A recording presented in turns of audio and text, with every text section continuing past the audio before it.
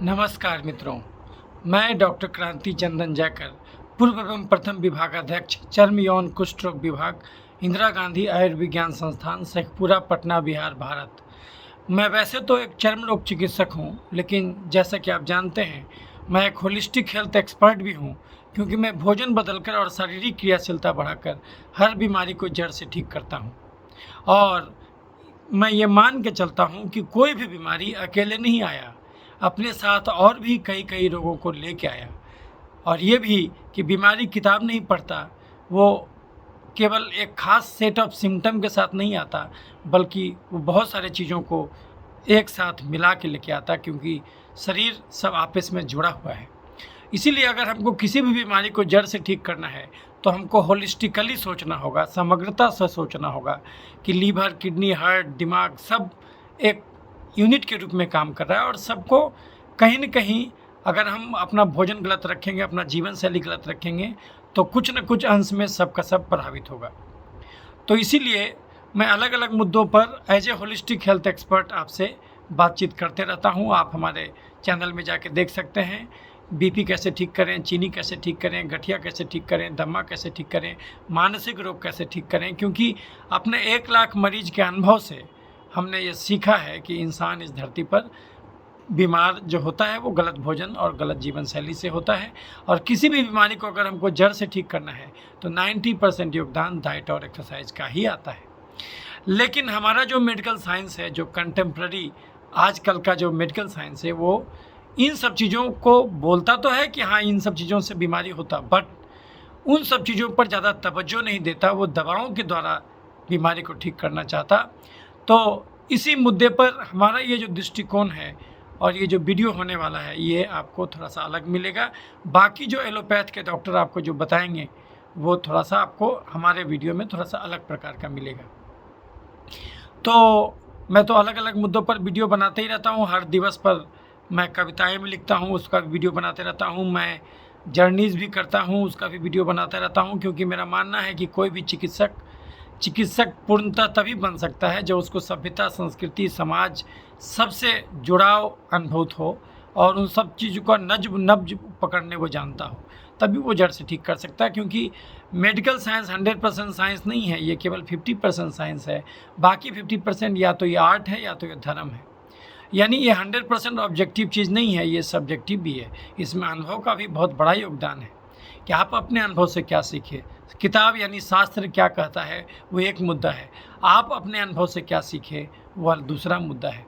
तो हर चिकित्सक अपने अनुभव से बहुत कुछ सीखता है और बहुत सारे चिकित्सक उसको जर्नल के रूप में छपवाते हैं, बहुत सारे अपने पास रख लिया करते हैं। और वो जो चीज़ है, पुराने ज़माने में कहा जाता था कि गुरु के द्वारा ही ज्ञान मिलता है। तो हर चीज़ आप जर्नल में नहीं छाप सकते, कुछ ऐसी चीज़ होती हैं जो कि आपके साथ ही जाता है। तो अगर ये मेडिकल साइंस 100% ऑब्जेक्टिव होता तो इलाज तो रोबोट भी कर देता। तो खैर मित्रों, ये तो भूमिका हो गई, ये थोड़ी लंबी हो गई। आज मैं जो ये वीडियो बना रहा हूँ, आज 16 मई है और 16 मई को पूरी दुनिया नहीं कहिए, अभी तो चल रहा है प्रयास कि पूरी दुनिया इसको मनाए, लेकिन पूरा भारत 16 मई को एक विशेष बीमारी के प्रति लड़ाई का प्रतिबद्धता शो करने के लिए मनाता है, वो है डेंगू बीमारी के खिलाफ आज का दिन है 16 मई। 16 मई को राष्ट्रीय डेंगू दिवस के रूप में मनाया जाता है, ताकि डेंगू बीमारी के बारे में लोगों के में जागरूकता फैलाया जा सके। क्योंकि ऐसा माना जाता है कि आज के ज़माने में धरती का जो करीब 50-60% पॉपुलेशन है, वो कहीं न कहीं डेंगू से प्रोन है। और हर 20 डेंगू के केस में एक केस जो है वो बड़ा खतरनाक साबित होता है। तो अगर किसी को 20 आदमी को डेंगू हुआ, उसमें से एक डेंगू जो होगा बहुत खतरनाक होगा। और जैसा कि आप जानते हैं, डेंगू आए दिन आपको केस मिलते रहता है, जहाँ तहाँ आप सुनते रहते होंगे कि किसी को डेंगू पकड़ लिया। तो आज हम इस वीडियो में डेंगू के बारे में कंप्लीट चर्चा करेंगे। इस वीडियो का समझिए तो 2 पार्ट होगा। एक पार्ट में जो मेडिकल साइंस अभी आपको बताता है वो तथ्य मैं बताऊंगा, और सेकेंड पार्ट में जो मैंने क्या अपने अनुभव से सीखा और मैं कैसे इसको जड़ से ठीक करता हूँ, हर बीमारी की तरह इस बीमारी को भी कैसे जड़ से ठीक करता हूँ, और ऐसे बिना वैक्सीन के भी मैं कैसे आपको सुनिश्चित करवा सकता हूँ कि आपको डेंगू नहीं होगा, भले ही आप कितना भी मच्छर से कटवाएं। ये जो ज्ञान है वो हम आपको सेकेंड पार्ट में देंगे। तो ये जो सेकेंड पार्ट जो इस वीडियो का होगा वो अनूठा होगा, क्योंकि वो आपको कोई एलोपैथ का डॉक्टर कम से कम नहीं बताएगा। तो जो है कि वीडियो की शुरुआत करते हैं। तो मित्रों, सबसे पहले तो जानिए कि डेंगू बीमारी है क्या और डेंगू शब्द का उत्पत्ति कहाँ से हुआ। तो बेसिकली ये अफ्रीकन वर्ड से आया है, और एग्जैक्ट तो कोई नहीं जानता कहाँ से आया, लेकिन डांगी करके जो है अफ्रीकन कंट्रीज़ में बुखार और इन सब चीज़ों के लिए यूज किया जाता था, तो वहीं से डेंगू शब्द आया है। और इसको ब्रेन ब्रेक फीवर भी कहते हैं। इसमें हड्डी में भयंकर दर्द होता है, गठिया भी होता है, चमड़े में लाल लाल दाना निकलता है, खून की भारी कमी हो जाती है, प्लेटलेट जो एक सेल होता है, कोशिका होता है खून में बहने वाला, जो कि रक्त को थक्का बनाता है, यानी खून को बाहर निकलने नहीं देता, हेमरेज नहीं होने देता, ब्लीडिंग नहीं होने देता। कहीं भी चोट लग जाता तो देखते होंगे कि कुछ दिन देर तो खून निकलता है, फिर वो खून जम जाता है, आपका रुक जाता है। ये जो आपका गुण है शरीर का कि खून को रोक देना, ये थक्का बनने से होता है। लेकिन ये काम करता है प्लेटलेट, और यदि आपका प्लेटलेट कम हो जाएगा तो सोचिए हर जगह से खून लीक करने लगेगा, और यदि आपका खून लीक होने लगेगा तो आपके शरीर में खून की कमी हो जाएगी, और अल्टीमेटली आप जो है कि ये लीवर विभिन्न अंगों के फेल होने से मर जाइएगा। तो इसमें डेंगू हेमोरेजिक फीवर भी होता है, जिसमें कि सीवियर हेमोरेज हर जगह हो जाता है और इंसान को बचाना मुश्किल हो जाता है। तो बेसिकली ये जो डेंगू होता है ये वायरस के चलते होता है, और ये जो वायरस है सिंगल स्ट्रैंडेड आरएनए वायरस है। इसका अर्थ हुआ कि ये भी आरएनए वायरस है। अभी तो आप वायरस वायरस करके कोरोना का बहुत नाम सुन रहे हैं, कोरोना भी आरएनए वायरस है और ये भी आरएनए वायरस है। ये सिंगल स्ट्रैंडेड आरएनए वायरस है, लेकिन ये फ्लैवी वायरस के कैटेगरी में आएगा। और ये जो वायरस है बेसिकली 4 प्रकार का होता है, जिसका कि एंटीजेनिकली अच्छा खासा डिफरेंस होता है। टाइप 1, टाइप 2, टाइप 3 और टाइप 4। कहीं कहीं टाइप 4 भी बताया, टाइप 5 भी बताया जाता है, लेकिन अभी वो प्रूवन नहीं है। मोटा मोटी समझिए कि 4 प्रकार का वायरस होता है डेंगू में। और इसमें सबसे बड़ा दिक्कत है कि अगर आपको डेंगू एक बार हुआ तो एक वायरस के खिलाफ आपके शरीर में एंटीबॉडी बन जाएगा, लेकिन ये जो एंटीबॉडी बनेगा दूसरे वायरस के खिलाफ आपको लड़ने का ताकत नहीं देगा। यानी कि one antibody doesn't give enough immunity to deal with the second group of virus. So ये इसमें सबसे बड़ा खतरा है कि अगर आपको एक बार डेंगू हुआ और अगर, तो इसका मतलब ये नहीं कि दोबारा डेंगू नहीं होगा, दोबारा भी होगा, और दोबारा कभी कभी जानलेवा हो सकता है। तो चूँकि अलग अलग स्ट्रेन है वायरस का, और इस वायरस के खिलाफ कोई भी एंटीवायरल दवा नहीं है। हालांकि अभी हाल के दिनों में एक दवा का अभी ट्रायल चल रहा है, लेकिन वो चूँकि मार्केट में नहीं आया, इसलिए उसके बारे में ज़्यादा सोचिए नहीं कि वो मार्केट में कोई दवा है। कोई एंटीवायरल दवा नहीं है। दूसरी बात कि इसके खिलाफ कोई अभी तक वैक्सीन नहीं है। कुछ वैक्सीन ट्राई किया गया है, और अभी जो है एक वैक्सीन को लाने का प्रयास चल रहा है। डेंग वैक्सीन करके एक वैक्सीन आ रहा है, लेकिन ये जो वैक्सीन होगा ये 9 से 14 साल के बच्चों के लिए बेसिकली आ रहा है, जो कि इंडेमिक एरियाज़ में रहते हैं और जिनको एक बार डेंगू हो चुका है।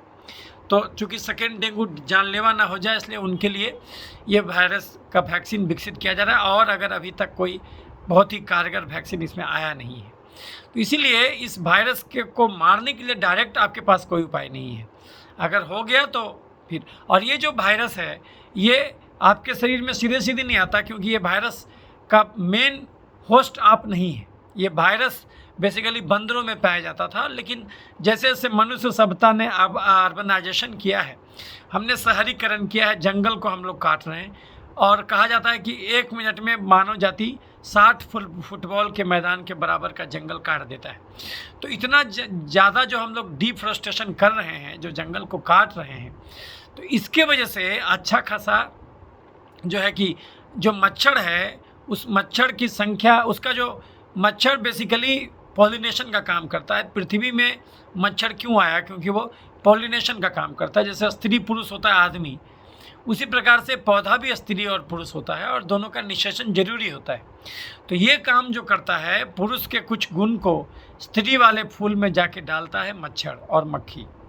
तो तो ये जो मच्छर है बेसिकली पॉलिनेशन का काम करता है, तो बेसिकली ये फूल का जूस पी के रहता है। बट यदि आप जंगल झाड़ काट दीजिएगा, उसके नॉर्मल हैबिटेट को डिस्टर्ब कीजिएगा, तो अल्टीमेटली फिर वो अननेचुरल होस्ट को ढूंढेगा, वो है ह्यूमन।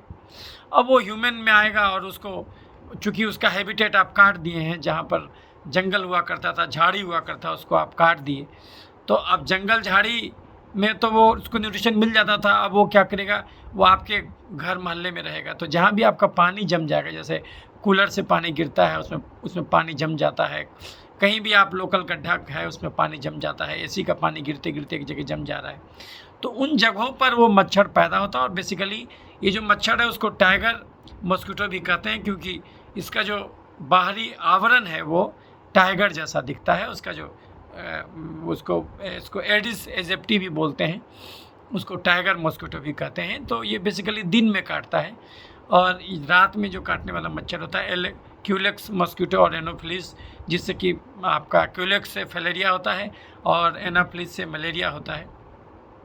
तो लेकिन फैलेरिया और जो मलेरिया होता है वो बेसिकली पैरासाइट से होता है, उसमें कोई वायरस का रोल नहीं है। लेकिन मच्छर का रोल तो एज ए वेक्टर के रूप में है, कि वो क्या करता है, वायरस का मल्टीप्लिकेशन मच्छर में हो रहा है, और मच्छर जिसको जिसको भी काटेगा वो वायरस उसको दे देगा। क्योंकि जब भी आपका खून चूसेगा मच्छर, तो अपने सलाइवा के थ्रू वो वायरस को भी निकाल करके आपके खून में घुसा देगा। और अगर एक बार भी मच्छर काट लिया, वो सफिशिएंट है कि आपको डेंगू करा देगा। लेकिन आप तो आए दिन देखते हैं कि एक घर में एक मच्छर 10 आदमी को काटा तो डेंगू सबको नहीं होता। इसका अर्थ हुआ कि केवल वही रिस्पॉन्सिबल नहीं है कि मच्छर काटा और आपको डेंगू हो ही जाएगा, ऐसा नहीं है। क्योंकि वो आपके इम्यूनिटी पर भी निर्भर करेगा कि आप शरीर को कैसा बना के रखें। हालांकि इस चीज़ को मेडिकल साइंस ज़्यादा प्रमोट नहीं करेगा, क्योंकि इंसान बेसिकली अहंकारी होता, वो अपनी गलती को नहीं देखना चाहता, वो चाहता कि हर चीज़ में दूसरे का कसूर निकाले। तो वो आप गाली दीजिएगा, नगर निगम वाला सफाई क्यों नहीं किया, और मच्छर क्यों पनपने दिया, सरकार का काम था एंटी फॉग मैकेनिज्म करना, वो क्यों नहीं किया। तो लेकिन आप अपना कसूर नहीं निकालिएगा कि आपकी क्या गलती थी होस्ट फैक्टर में। क्योंकि वही मच्छर तो जो रोड पर सोता है, बहुत सारा आदमी आपको देखिएगा कि रोड पर सोता हुआ आदमी मिलेगा जो अपनी रात रोड पर गुजारता है। तो वैसे तो सब आदमी को डेंगू हो जाना चाहिए था, ऐसा तो होता नहीं। तो आखिर कुछ कारण आपके अंदर है जो कि बहुत महत्वपूर्ण कारण है, और उन चीज़ों पर भी विचार जरूरी है, जो कि हम वीडियो के सेकेंड हाफ में करेंगे, चर्चा उस पर करेंगे। इंसान इस धरती पर बीमार क्यों पड़ता है, वो सारी चीज़ हम आपसे डिस्कस करेंगे। मतलब कुछ वो चीज़ भी डिस्कस करेंगे जो कि सामान्यतः कोई चिकित्सक आपको नहीं बताएगा। तो वो सब चीज़ मैं आपसे डिस्कस करूँगा। लेकिन पहले कुछ इतिहास जान लें कि आखिर डेंगू कब से हो रहा है। तो बेसिकली देखिए, ऐसे तो ये वायरस के बारे में जो पता लगा, तो वायरस का पता लगाया गया 1943 ईस्वी में। और ये जापान में जब एक बार डेंगू फैला था 1943 में, तो उस समय सुशियो होटा और रायन किमुरा नामक 2 साइंटिस्ट थे जिन्होंने आइसोलेट किया था इस वायरस को। और आगे चल के साबिन और बाल्टेर बन जो थे, वो लोग भी इसको आइसोलेट किए थे। तो फाइनली 1943-44 जाते जाते ये वायरस के बारे में अच्छी तरीके से लोगों को पता चल गया था कि ये वायरस से होता है, और ये virus single standard RNA virus है, और ये जो है कि ये मच्छर से फैलता है। मच्छर इन्फेक्टेड आदमी को काटा, मच्छर में गया वो वायरस, और वायरस फिर आपको काटेगा। और मच्छर को कहाँ से मिलता, तो ऐसा माना जाता है कि पहले बंदर में ये बीमारी हुआ करता था, और बंदर से मच्छर में गया, और मच्छर से ये आपको ह्यूमन में गया। तो ये चीज़ है। और ये वैसे तो इसका बहुत बार, चूँकि उस समय तो वायरस के बारे में पता नहीं था, लेकिन जो लक्षण ये पैदा करता है कि बुखार के साथ जोड़ों में दर्द और चमड़े में लाल लाल दाना, और कहीं से खून निकलना, पैखाना लाल होना, आँख से खून आना, तो ऐसा लक्षण के साथ जो एपिडेमिक फैल चुका है मानव जाति के सभ्यता के इतिहास में, वो 1789 से 80 के बीच में एक बार फैला था, उस समय फैल चुका है, और 1635 में भी फैल चुका है। और चूँकि इंसान समुद्री यात्राएं करता था, इसलिए वो एक जगह से दूसरी जगह ट्रांसमिट हो गया। बेसिकली सबसे पहले जो ये वायरस डेंगू जैसा कोई बीमारी होता था तो वो दक्षिण अफ्रीकी देश में होता था। आज के डेट में भी देखिएगा तो दक्षिण अफ्रीकी देश में खासकर बहुत ज़्यादा होता है। वेस्ट इंडीज़ में फैला था एक ज़माने में, ब्राज़ील, पेरू ये सब में भी होता है। और साथ साथ साउथ ईस्ट एशियन कंट्री जो है, जो जैसे कि थाईलैंड है, मलेशिया है, इन सब जगहों में, और उसमें आपका बर्मा है, आपका लाओस है, फिर आप कंबोडिया है, फिर आपका इंडिया है, ये सब जगह भी डेंगू अच्छा खासा देखने को मिलता है। भारत में जो सबसे ज़्यादा डेंगू का केस पिछले 2-3 सालों से ज़्यादा रिपोर्टेड किया जा रहा है वो तमिलनाडु में किया जाता है, और उसके बाद केरला और कर्नाटका का स्थान आता है। हालांकि इन राज्यों में आपको एक और प्रकार का भी वायरस, सेम वायरस का डिजीज, सेम वायरस तो नहीं है लेकिन वो भी आरएनए वायरस ही है, वो डिजीज होता है, उसको बोलते हैं चिकनगुनिया वायरस। और ये वायरस भी इसी एडिस एजिप्टी यानी कि टाइगर मॉस्किटो से ट्रांसमिट होता है।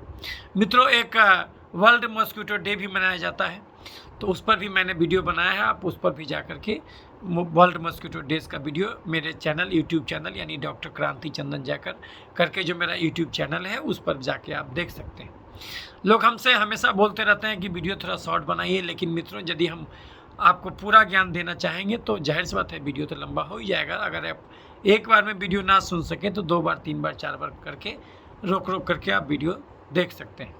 तो जैसा कि हमने बताया कि इसका सबसे पहले मानव जाति में ये 1635 में बहुत मतलब बड़े रूप में आया था, जिसको एपिडेमिक कह सकते हैं आप, हालांकि पैंडेमिक वो नहीं था, तो एपिडेमिक के रूप में आया था। और उसके बाद 1789-80 के रूप में आया, उस समय भी साउथ इंडिया में हुआ था आपका।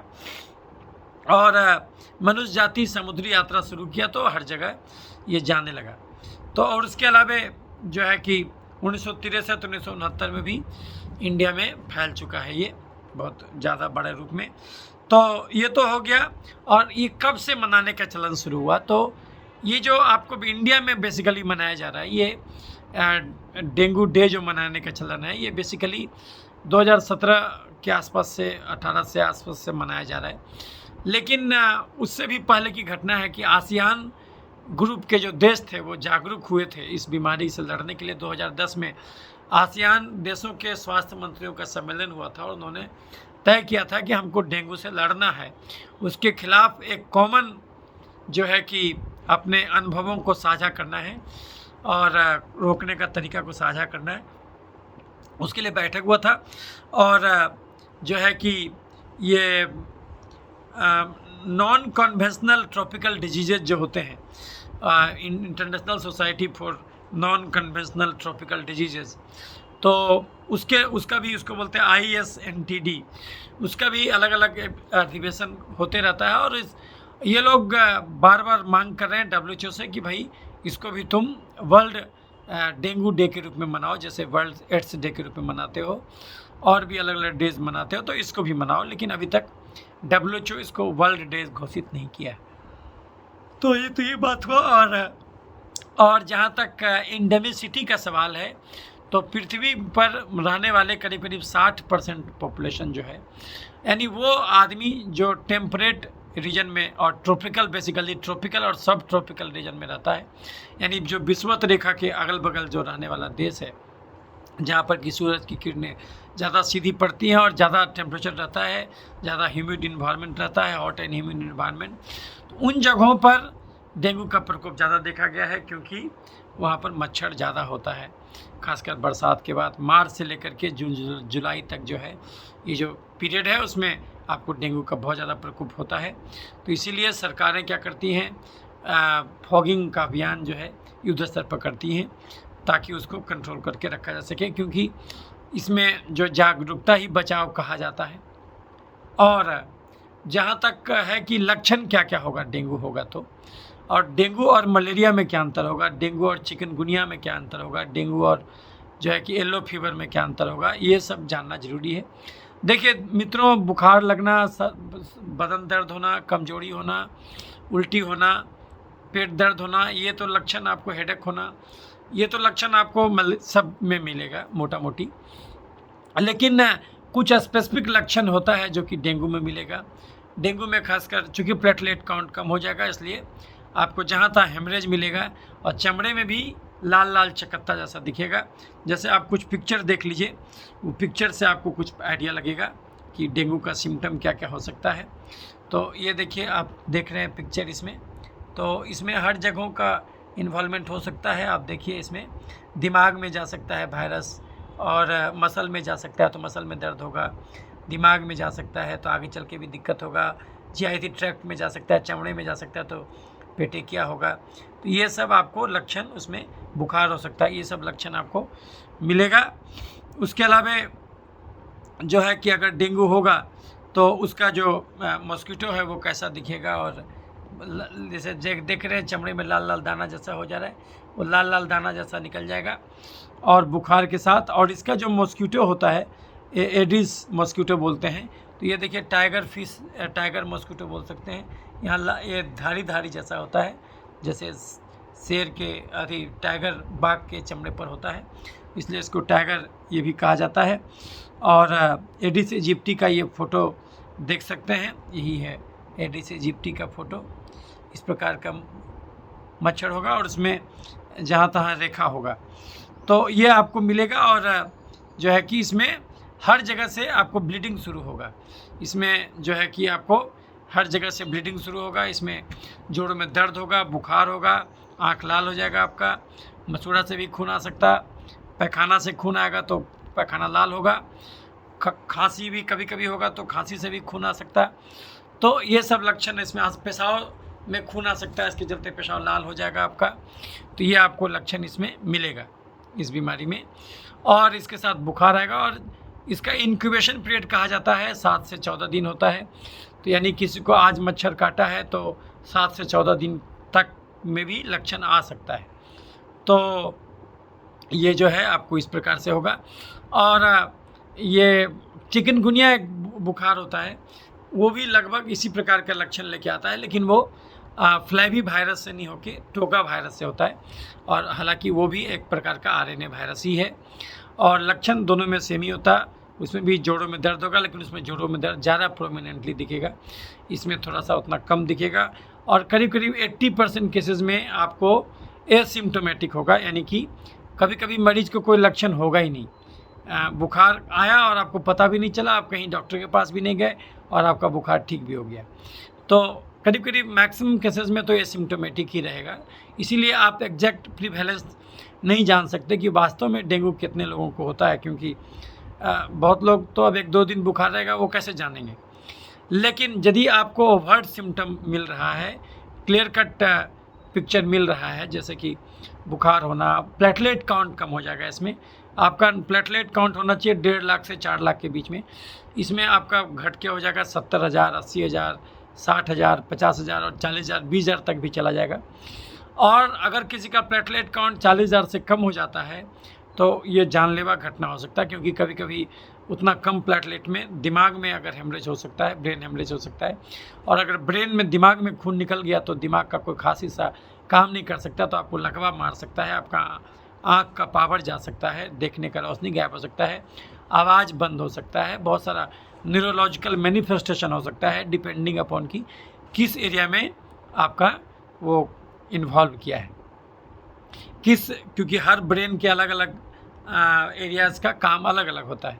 तो इस पर निर्भर करेगा कि आप जो है मतलब कि किस लक्षण के साथ डॉक्टर के पास गए हैं। तो डेंगू से लोग क्यों डरते हैं, क्योंकि कुछ कुछ केसेस में ये डेंगू हेमोरेजिक फीवर और डेंगू जो है कि आपका शॉक सिंड्रोम में भी जा सकता है मरीज।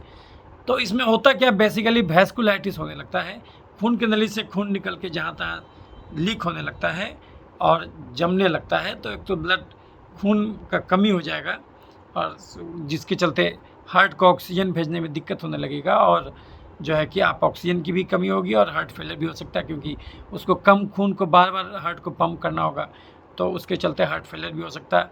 कम ब्लड वॉल्यूम की वजह से किडनी भी फेल हो सकता है। तो ये सब हो सकता है। और जो है कि इसमें आप देखिएगा कि मलेरिया में खासकर इसमें स्किन का उतना मैनिफेस्टेशन नहीं मिलेगा, लेकिन इसमें स्किन मैनिफेस्टेशन लाल लाल चकत्ता होना जैसा आपको ज़रूर दिखेगा इसमें।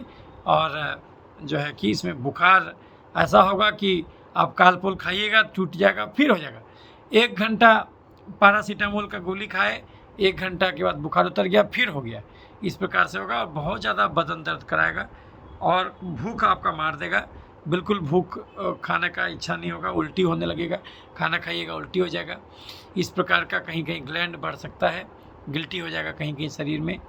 तो इस प्रकार का पेशाब लाल होने लगेगा, आँख लाल हो जाएगा, इस प्रकार का मुंह के अंदर का चमड़ा लाल पूरा दिखेगा। तो इस प्रकार का मैनिफेस्टेशन आपको डेंगू में मिल सकता है। अब है कि हम कैसे पता लगाएंगे कि डेंगू है, तो क्या क्या जांच कराएंगे। किताब में जो लिखा हुआ है और हम क्या कराते, हम तो खैर पूरा जांच कराते, कोई भी मरीज आता है उसको पूरा जांच कराते, क्योंकि हम मान के चलते कोई भी बीमारी अकेले नहीं आया होगा।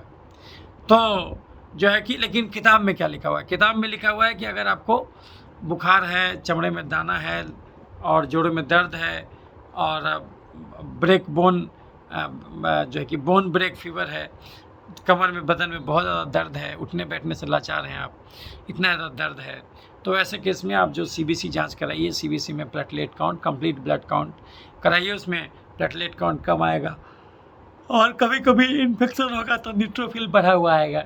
उसके अलावा लिम्फोपेनिया आ सकता है, उसके अलावा हीमोग्लोबिन कम आ सकता है, आरबीसी काउंट कम आ सकता है, 5 लाख से कम नहीं होना चाहिए, आपका 5 लाख से कम आएगा। उसी प्रकार से आपका ये सब गड़बड़ी आएगा।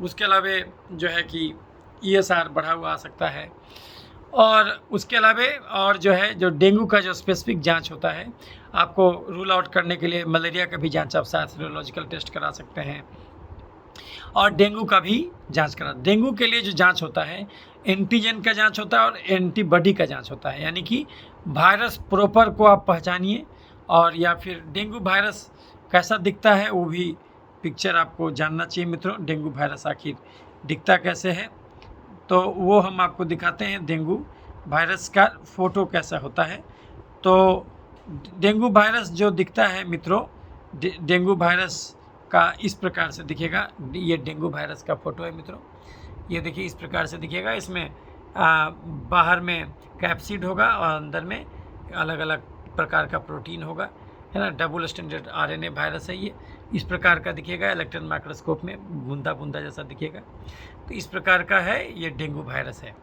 तो ऐसा करके दिखेगा मित्रों। तो ये जो है इस वायरस का एंटीजन का टेस्ट करते हैं और एंटीबॉडी का टेस्ट करते हैं, यानी वायरस जो आपके शरीर में घुसा है तो वायरस को ही सीधे सीधी पहचानते हैं। कुछ एक नॉन स्ट्रक्चरल प्रोटीन होता है, उसको बोलते हैं NS1 एंटीजन। तो NS1 एंटीजन का टेस्ट आता है। 3 टेस्ट जनरली एक साथ मार्केट में आपको मिलेगा मित्रों। डेंगू NS1 टेस्ट और दूसरा IgG और IgM, ये तीनों मिला के करीब करीब आपको 2000 के आसपास का जांच होता है मित्रों। तो ये जांच आप करिएगा, इसमें एंटीजन भी टेस्ट कर दिया और एंटीबॉडी भी टेस्ट कर दिया। IgM एंटीबॉडी आपके शरीर में सबसे पहले बनता है, एक्यूट फेज में वो बनता है। जिससे आपको डेंगू हुआ, सबसे पहले IgM एंटीबॉडी बनेगा, उसके बाद 10, 15, 14 दिन के बाद जब बीत गया तो IgG यानी जो है कि पुराना एंटीबॉडी इसको बोल सकते हो, वो बनेगा आपको IgG। तो एक ऐसा भी लेबोरेटरी है, बहुत सारे आपको मिलेगा। इसमें NS1 और टेस्ट और हो गया आपका IgG IgM, तीनों मिला के करीब 2000 के आसपास में जांच आपका आएगा। उसके अलावा अगर आपको कंफर्म करना है कि आपको कौन सा स्ट्रेन एग्जैक्ट इन्वॉल्व किया है, तो उसके लिए हम लोग NAT टेस्ट करते हैं। NAAT nucleic acid amplification test होता है, NAT टेस्ट। वो किया जाता है, उसको पॉलीमेरेज चेन रिएक्शन भी बोलते हैं, PCR। तो उस एंटीबॉडी को उस एंटीजन को में जो खासकर जो RNA है उसको एम्पलीफाई करके देखा जाता है कि वो इसी वायरस का RNA है कि दूसरे स्ट्रेन का RNA है। तो उसके थ्रू वैज्ञानिक ये पता लगाते हैं कि आपको किस प्रकार का कौन स्ट्रेन जो भी आपको इन्वॉल्व किया है, टाइप 1 है, टाइप 2 है, टाइप 3 है, टाइप 4 है। तो बेसिकली ये भी एक टेस्ट है, लेकिन ये सब जो PCR टेस्ट होता है ये अपने आप में ही करीब 2-3 हज़ार का जांच है, ये सब आप करा सकते हैं। तो ये तो नॉर्मल टेस्ट हुआ। उसके अलावा liver function test, kidney function test, ये सब तो जनरली डॉक्टर कराएगा ही आपका। लेकिन और इसमें इलाज क्या देगा, इलाज अलग से कुछ नहीं है, सिम्टोमेटिक ट्रीटमेंट देना है और prevention is better than cure. आपको मेडिकल साइंस की किताब में ही लिखा हुआ है कि प्रिवेंशन कीजिए, मच्छर को मारते रहिए, पानी नहीं जमने दीजिए, बार बार फॉगिंग कीजिए।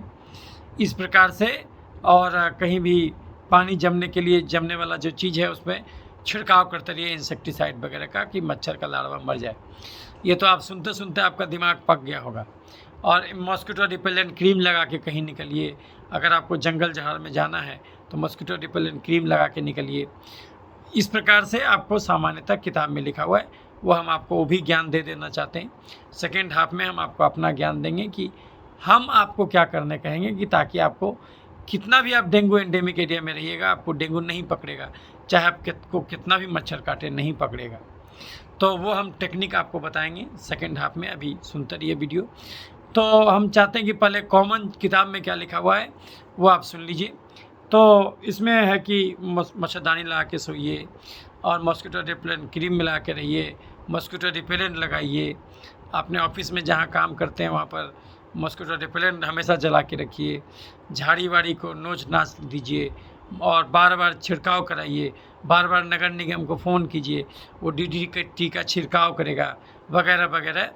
और वो आएगा आपके घर में, जहाँ जहाँ आपका कूलर चलता है वो कूलर के पास भी छिड़केगा, उसके लार्वा को मारेगा। इस प्रकार से ये है। दूसरा, अगर डेंगू पकड़ ले तो अगर आप जांच कराइए, प्लेटलेट काउंट अगर 1.5 लाख से कम हो तुरंत डॉक्टर से मिलिए।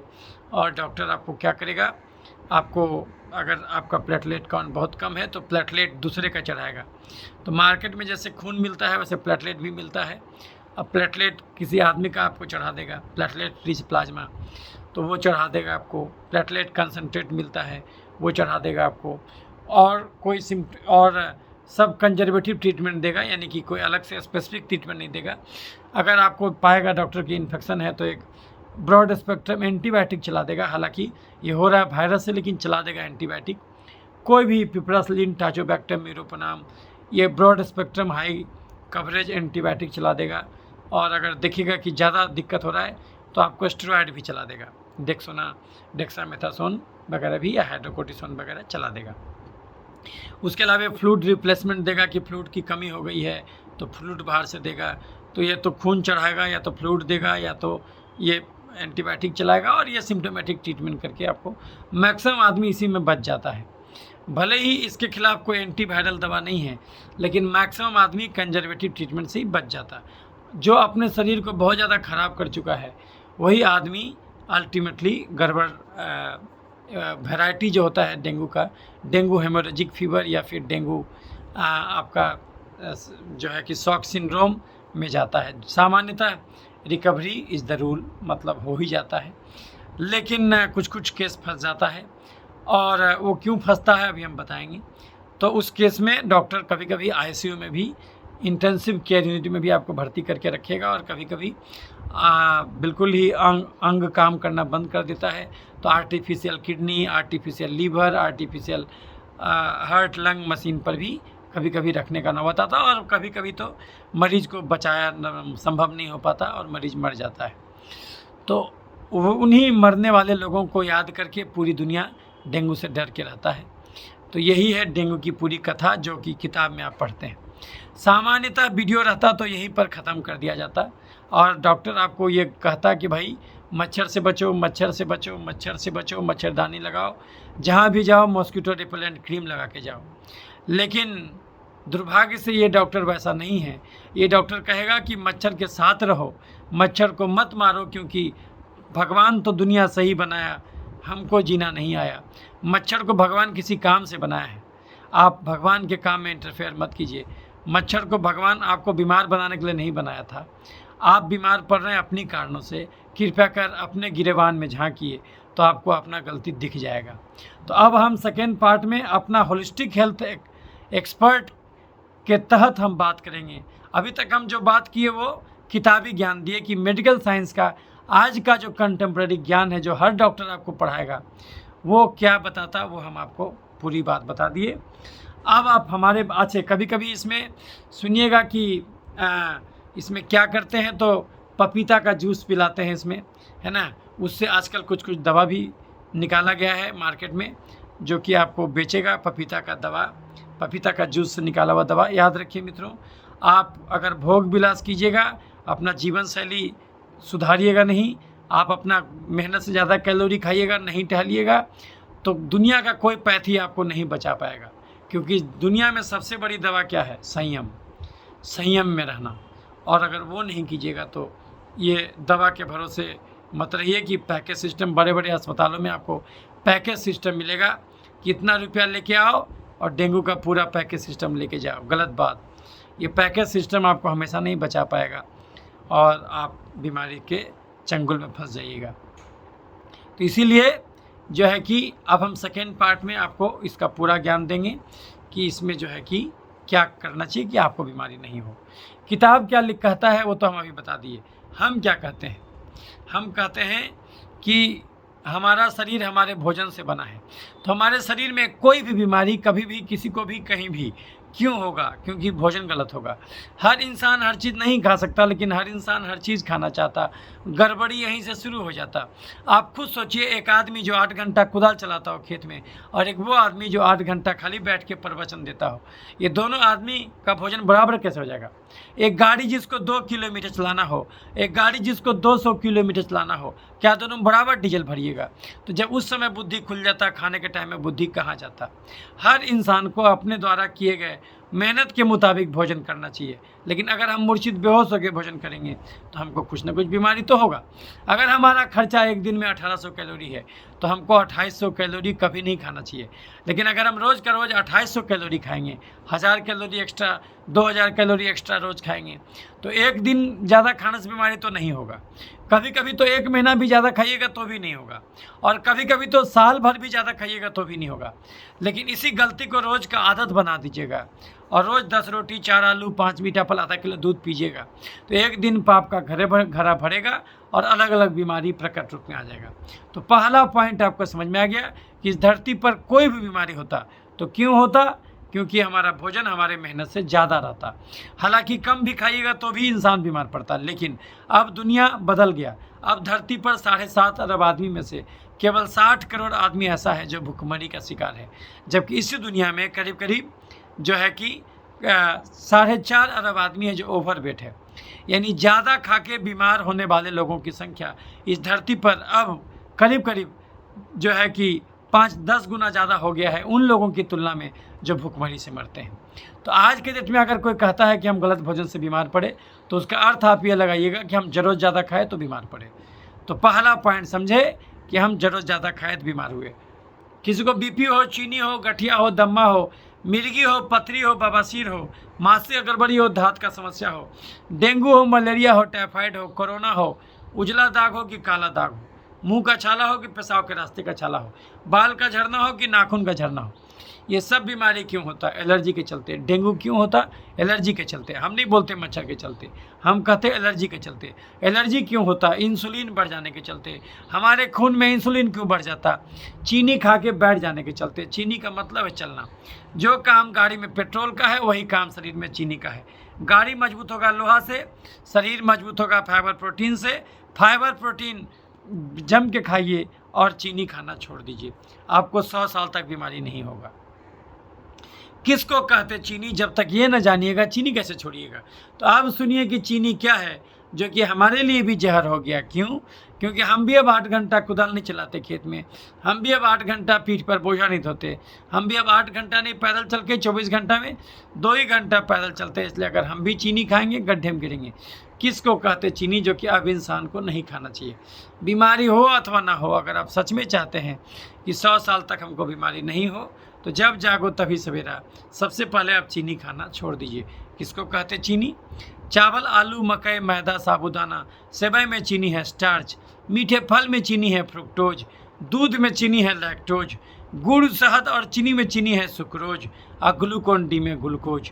Chips, chocolate, ice cream, cold drink, मिठाई, समोसा, पिज्जा, बर्गर, चूड़ा का भुंजा, मूढ़ी का भुंजा, मकई के भुंजा में चीनी, गाजर, चुकंदर, छुहारा, किशमिश, खजूर, देसी मुर्गा, खस्सी के मांस में ज़बरदस्त चीनी, हॉर्लिक्स, कम्प्लान, बोर्नवीटा में चीनी, खिचड़ी, खीर, ग्लूकोन डी, फूस का पिट्ठा, कुकर का चावल, सेवई, साबूदाना, मखाना, पानी फल सिंघाड़ा में चीनी, इसमें से आप जो भी चीनी खाइएगा शरीर के लिए बात बराबर है। तो इसमें से आप जो भी चीनी खाते हैं वो खाना छोड़ दीजिए। तो फिर ये सब खाना आखिर भगवान बनाया क्यों, और ये सब खाने में क्या बुराई है? अभी जिस भोजन का हम नाम गिनाए ये वो भोजन है जिसमें कार्बोहाइड्रेट और फैट मोर देन 80% है। तो ये high carbohydrate high fat diet आखिर परमात्मा क्यों बनाया? ये भोजन उसके लिए बनाया गया था जो 8 घंटा कुदाल चलाता हो खेत में, जो 8 घंटा पीठ पर बोझा ढोता हो, जो 8-8 घंटा पैदल चलता हो, ये उसका खाना है। अगर आप उतना मेहनत करते हैं तब तो आपको नहीं सोचना आप कुछ भी खा सकते। लेकिन अगर आप 24 घंटा में 2 ही घंटा कुदाल चलाते, 2 ही घंटा पीठ पर बोझा ढोते, 2 ही घंटा पैदल चलते, तब अगर इनमें से कुछ भी खाइएगा तो कुछ न कुछ बीमारी तो होगा। एक दिन में नहीं होगा, लेकिन इसी गलती को रोज़ का रोज़ आदत बना लीजिएगा तो एक दिन पाप का घड़ा भरेगा और अलग अलग बीमारी प्रकट रूप में आ जाएगा। 1 चम्मच चीनी खाना थोड़ी, किसको कहते चीनी? चावल, आलू, मकई, मैदा, साबुत, हर चीनी मीठा नहीं होता और हर मीठा चीज़ चीनी नहीं होता। तो जब तक ये नहीं जानिएगा तो चीनी कैसे छोड़िएगा? तो अब सुनिए कि चीनी क्या है जो कि हमारे लिए भी जहर हो गया। क्यों? क्योंकि हम भी अब 8 घंटा कुदाल नहीं चलाते खेत में, हम भी अब 8 घंटा पीठ पर बोझा नहीं ढोते, हम भी अब 8 घंटा नहीं पैदल चल के 24 घंटा में 2 ही घंटा पैदल चलते। इसलिए अगर हम भी चीनी खाएंगे गड्ढे में गिरेंगे। किसको कहते चीनी? जो कि अब मानव जाति को नहीं खाना चाहिए, बीमारी हो अथवा ना हो। अगर वो सच में चाहता है कि 100 साल तक उसको बीमारी नहीं हो तो जब जागो तभी सवेरा उसको चीनी खाना छोड़ देना चाहिए। किसको कहते चीनी?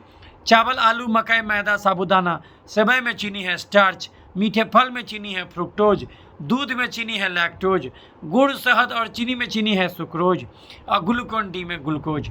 Chips, chocolate, ice cream, cold drink, मिठाई, समोसा, पिज्जा, बर्गर, चूड़ा का भुंजा, मूढ़ी का भुंजा, मकई के भुंजा में चीनी, गाजर, चुकंदर, छुहारा, किशमिश, खजूर, देसी मुर्गा, खस्सी के मांस में ज़बरदस्त चीनी, हॉर्लिक्स, कम्प्लान, बोर्नवीटा में चीनी, खिचड़ी, खीर, ग्लूकोन डी, फूस का पिट्ठा, कुकर का चावल, सेवई, साबूदाना, मखाना, पानी फल सिंघाड़ा में चीनी। आप कोई भी चीनी खाइएगा शरीर के लिए बात बराबर है। तो इसमें से आप जो भी चीनी खाते हैं वो खाना छोड़ दीजिए। 1 चम्मच चीनी खाना थोड़ी गलत है, भगवान तो खाने के लिए बनाया, लेकिन धर्म सिखाता मेहनत का फल मीठा होता। यानी अगर 1 चम्मच चीनी खाए हैं तो उसके बदले आपको मेहनत करना होगा।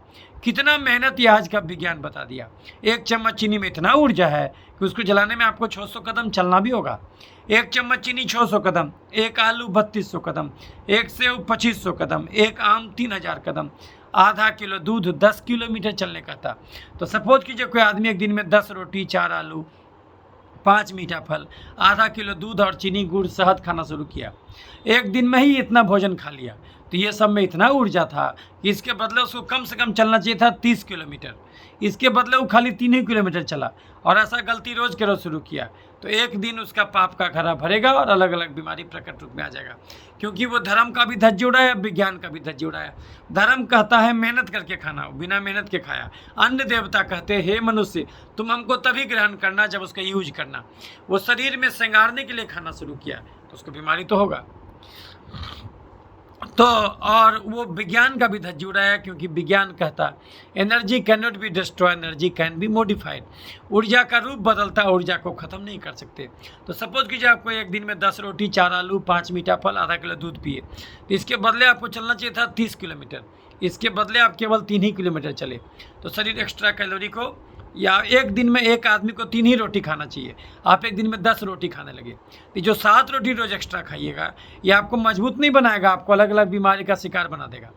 लेकिन ये एक दिन में आपको कुछ नहीं होगा। ये गलती को रोज़ का रोज़ कीजिएगा। सालों साल अगर 8-8 रोटी खाइएगा तो ये जो 5 रोटी एक्स्ट्रा खाइएगा वो कहाँ जाएगा? वो आपके शरीर में जमा होगा। शरीर एक्स्ट्रा कैलोरी को क्या करेगा? या तो उसको, आपका खर्चा है 1800 कैलोरी, आप खाना शुरू किए 2800 कैलोरी रोज़, 1000 कैलोरी एक्स्ट्रा कहाँ जाएगा? आपके शरीर में जमा होगा। शरीर एक्स्ट्रा कैलोरी को क्या करेगा? या तो उसको चर्बी बनाएगा तो मोटापा का रोग, या तो उसको तेजाब बनाएगा तो एलर्जी का रोग, नहीं तो उसको खून से निकाल के शरीर में जहाँ तहाँ छिड़केगा तो इन्फेक्शन का रोग। धन का 3 हसर होता, धन है तो भोग लो, नहीं तो दान कर दो, नहीं तो नाश होना है।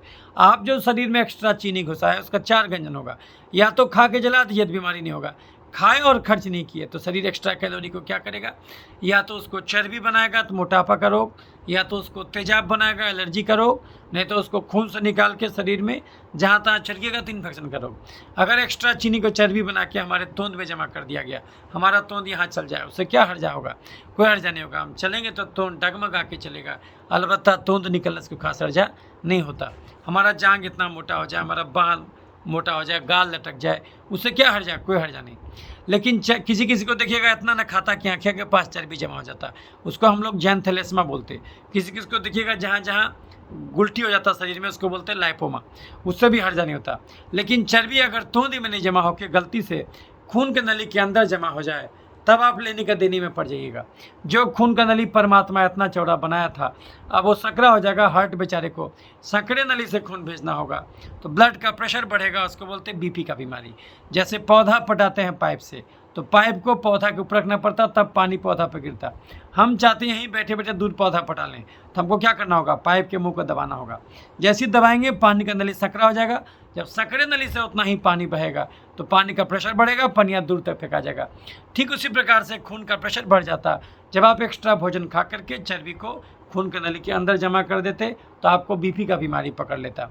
एक्स्ट्रा चीनी चर्बी बन के हार्ट की नली में जमेगा तो क्या होगा, हार्ट अटैक या अंदर धड़कन का बीमारी। लेकिन वहाँ भी आपको फिजिशियन आपको उल्टा बात बताएगा, क्योंकि किताब में गलत लिखा हुआ है। फिजिशियन बोलेगा बीपी है तो नमक बंद कर दो, उसको बंद करना चाहिए था चीनी, वो बंद कर देगा नमक। जानबूझ के ऐसा वो कहीं न कहीं मेडिकल साइंस ऐसा गलती इसलिए करता है क्योंकि गहरे में वो नहीं चाहता कि आप जड़ से ठीक हो जाएं। दवा भी रहे, डॉक्टर भी रहे, बीमारी भी रहे, मरीज भी रहे, चारों खुशीपूर्वक जीवन यापन करता रहे। तो यही मेडिकल साइंस की अवधारणा है, ये मेडिकल साइंस का नेचर ही है। तो एक्स्ट्रा भोजन खा के चर्बी को खून की नली की जमा किए तो हार्ट को सकरे नली से खून भेजना पड़ा, आपको बीपी पकड़ लिया। हार्ट के नली में चर्बी जमा हो जाए तो हार्ट अटैक या धड़कन का बीमारी, सीढ़ी चढ़िएगा हाथने लगेगा। दिमाग के नली के अंदर चर्बी जमा हो जाए तो लकवा मार देगा। ओवरऑल दिमाग में चर्बी जमा हो जाए तो बेचैनी, घबराहट, अधकपारी दर्द, मिर्गी और पागलपन शुरू हो जाएगा। इस धरती पर कोई पागल क्यों होता, क्योंकि एक्स्ट्रा भोजन खा के दिमाग में चर्बी जमा कर लेता, तो मतलब ऑल बॉल करने लगता। चर्बी यहाँ जमा हो जाए तो थायराइड का बीमारी, लैरिंक्स में चर्बी जमा हो जाए तो खराटा शुरू हो जाएगा, सोए सोए दम फूलेगा। लीवर में चर्बी जमा हो जाए तो खाना पचने में दिक्कत, तो क्या होगा, फैटी लीवर, कब्ज, गैस, बवासीर, पथरी। पैनक्रियाज के बीटा सेल में चर्बी जमा हो जाए तो क्या होगा, डायबिटीज का रोग। महिलाओं में ओवरी के पास चर्बी जमा हो जाए तो मानसिक का गड़बड़ी, दांत का समस्या, छाती का गिल्टी, बच्चा ठहरने में दिक्कत। पुरुषों में प्रोस्टेट के पास चर्बी जमा हो जाए तो प्रोस्टेट का साइज बढ़ेगा, मूत्रनली पर दबाव पड़ेगा, पेशाब खुलासा नहीं होगा, बार बार उल्टी आई। किसी नस में चर्बी जमा हो जाए तो नस का झिनझिनी। यानी शरीर रूपी घर में एक्स्ट्रा भोजन खा के अगर हम चर्बी रूपी कचरा जमा कर देंगे तो हम खाली मोटा के ध्वंस नहीं होंगे, बल्कि हमको बीपी, चीनी, थायराइड, फैटी लीवर, कब्ज, गैस, बवासीर, पथरी, हार्ट अटैक, लकवा भी शुरू हो जाएगा। ये तो एक नुकसान हुआ। शरीर एक्स्ट्रा भोजन से खाली चर्बी नहीं, तेजाब भी बनाता। वो तेजाब अलग प्रकार का बीमारी कराएगा। सांस के नली में अगर तेजाब गया तो सांस के नली को छील दिया जाएगा तो क्या होगा, टॉन्सिलाइटिस, साइनोसाइटिस, दमा, खांसी, निमोनिया। जोड़ में तेजाब गया तो क्या होगा, गठिया, अर्थराइटिस। चमड़े में तेजाब गया तो एक्जिमा, सोरियासिस, सफ़ेद दाग, जुड़पीती, छाही, पिंपल। दिमाग में तेजाब गया तो मिर्गी, पागलपन। लीवर में तेजाब गया तो जॉन्डिस करा देगा। तेजाब अगर सर के चमड़े पर जाएगा तो बाल उड़ा देगा और गंजा होने लगेगा, एलोपेशिया एरियाटा होने लगेगा, एंडोजेनेटिक एलोपेशिया होने लगेगा। मुंह के अंदर के चमड़े में तेजाब गया तो मुंह का छाला करा देगा। दांत में तेजाब जाएगा तो दांत का खुदर करा देगा। कान में तेजाब जाएगा तो CSOM करा देगा, क्रोनिक सप्रेटिव ओटाइटिस मीडिया, आपका कान बहने लगेगा। तो यानी एक्स्ट्रा भोजन खा के आप शरीर में चर्बी भी बना के शरीर को डैमेज कीजिएगा, एक्स्ट्रा भोजन खा के शरीर में तेजाब भी बना के डैमेज कीजिएगा। तेजाब अगर बोन मैरो में गया तो बोन मैरो को प्रभावित करेगा, उसके चलते प्लेटलेट काउंट घट जाएगा। तेजाब खून की नली को भी जो है कि तोड़ देगा, वैस्कुलाइटिस करा देगा, उसकी वजह से जो है कि आपको खून जहाँ तहाँ से लीक होने लगेगा तो प्लेटलेट काउंट कम हो जाएगा। तेजाब अगर लीवर में जाएगा तो जॉन्डिस करा देगा। तेजाब बोन मैरो में जाएगा तो प्लास्टिक एनीमिया करा देगा। तेजाब अगर एक जगह जमा हो गया तो कैंसर करा देगा। तो ये तेजाब कैसे बना, क्योंकि हम कुकर का चावल, आलू का सब्जी, मीठा फल, दूध, मैदा खाने लगे। Chips, chocolate, ice cream, cold drink, मिठाई, समोसा, पिज्ज़ा, बर्गर खाने लगे। तो ये खाना भगवान क्यों बनाया था? ये खाना हमारा तब जायज़ होता जब हम 8 घंटा कुदाल चलाते खेत में, 8 घंटा पीठ पर बोझा ढोते, 8-8 घंटा पैदल चलते। ये high carbohydrate, high fat diet हमारा जान ले लिया। तो चूंकि अब हमारा जीवन शैली ऐसा हो गया है कि शारीरिक एक्टिविटी कम से कम करना और जम के खाना, तो उसकी वजह से ये सब बीमारी होता। और डॉक्टर मेन मुद्दे को नहीं बताता और उसको उलझा देता कि ये डेंगू से हुआ, ये वायरस से हुआ। अरे भाई, ये वायरस से हुआ तो वो मच्छर जिसको भी काटता सबको होना चाहिए था, ऐसा कहाँ होता? एक घर में एक मच्छर 10 आदमी को काटा, क्या 10 को डेंगू हो जाता? अगर सच में मच्छर से होता तो 10 को हो जाना चाहिए था। ऐसा नहीं होता। भगवान तो दुनिया सही बनाया, हमको जीना नहीं आया।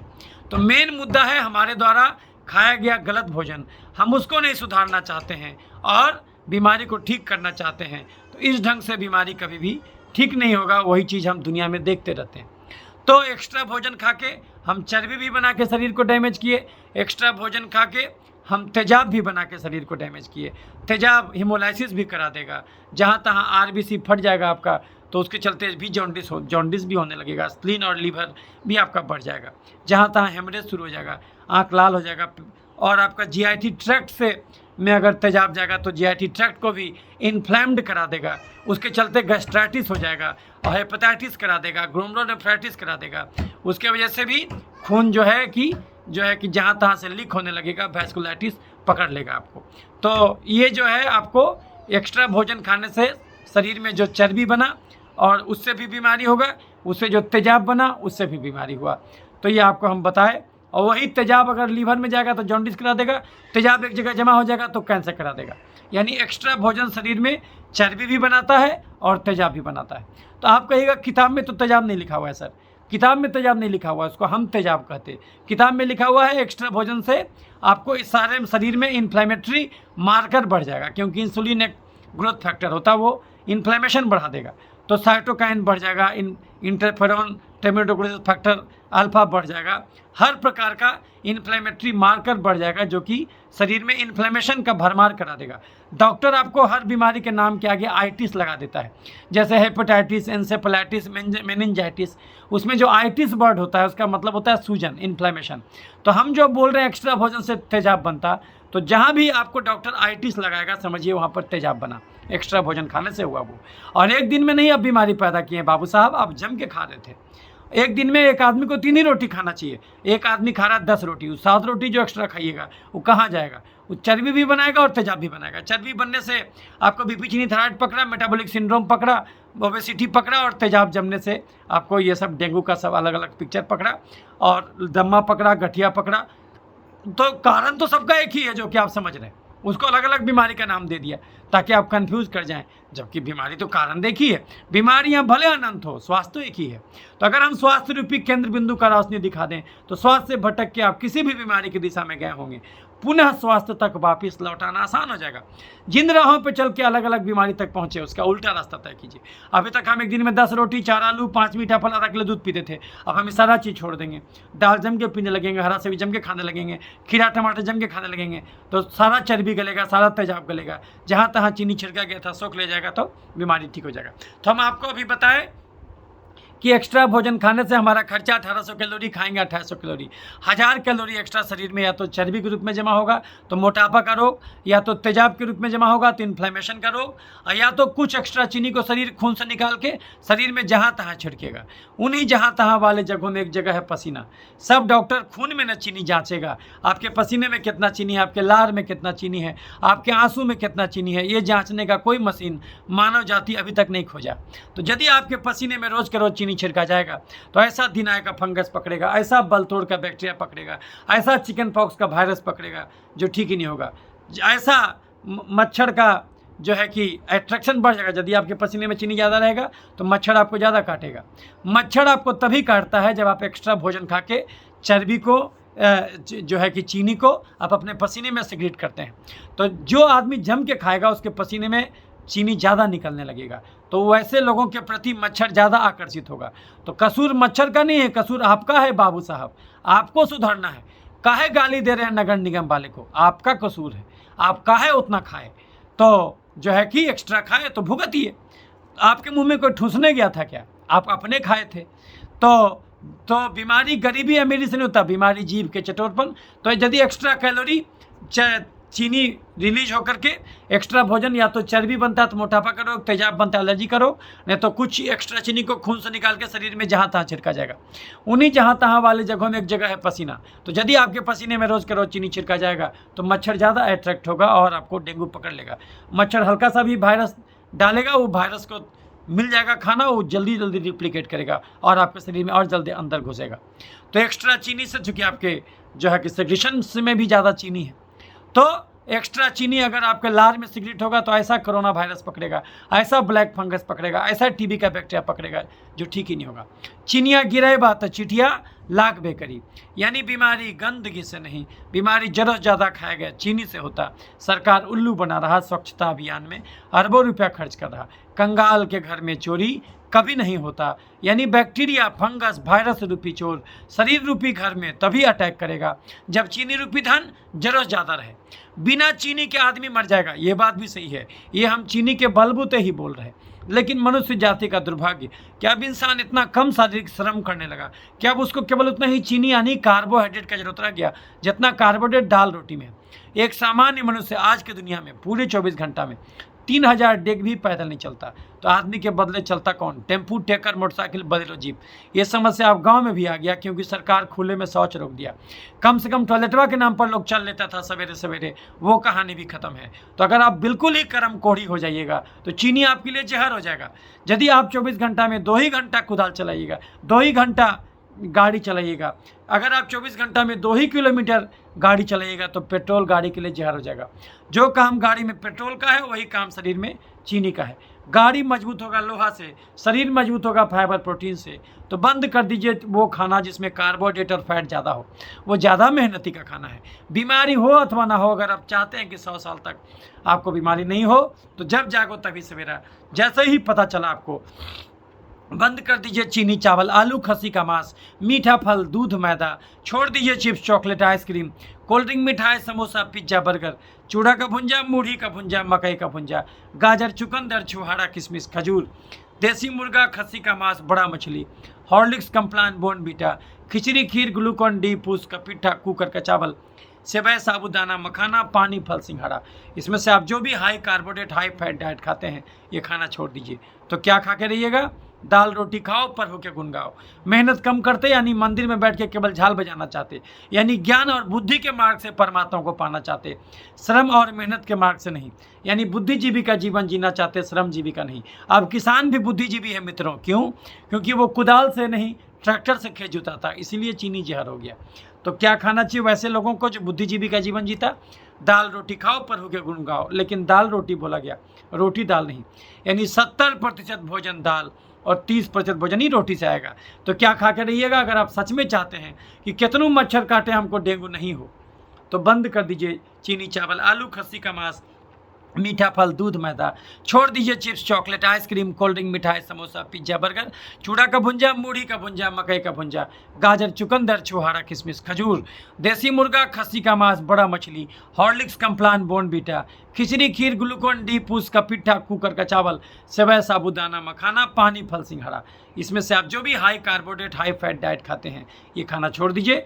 कुकर का चावल, आलू का सब्जी, मीठा फल, दूध, मैदा का समोसा, चाउमीन खाना छोड़ दीजिए। तो क्या खा के रहिएगा? दाल, रोटी, हरी सब्जी, सलाद, पनीर, राजमा, सोयाबीन, अंडा कड़ी, मछली, चिकन, दही, घी और साग। फिर से हम बोलते हैं क्या खाना होगा? ऐसा भोजन खाना होगा जिसमें तुलनात्मक रूप से कार्बोहाइड्रेट और फैट कम से कम हो और रिलेटिवली यानी तुलनात्मक रूप से फाइबर प्रोटीन ज़्यादा हो। तो वो भोजन क्या है?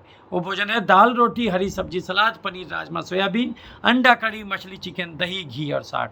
चाय पीजिए, बिना चीनी के चावल खाइए, बिना मार के कुकर का नहीं तसला का सब्जी खाइए, बिना आलू के नॉन वेज खाइए, बिना खस्सी के मांस के। मीठा कुछ भी मत खाइए, चाहे वो सेव, केला, नारंगी क्यों ना हो। 2 कप चाय के अलावा दूध नहीं पीना, लेकिन दूध को दही बना के खाना। 4-5 दाल मिला देना, मूंग, मसूर, अरहर, उड़द, चना। उस दाल में पालक का साग, टमाटर, धनिया पत्ता डाल देना, कुकर तसला में खौला देना, घोटनी से घोट देना और छौंक देना। छौंकना तो शुद्ध घी से छौंकना। कटोरी एक हाथ से पकड़ता, डॉक्टर बोल रहा है कटोरा। 1 कटोरा गाढ़ा मिक्स दाल। जैसे रेस्टोरेंट में जाते हैं तो सबसे पहले क्या मंगाते हैं? सूप।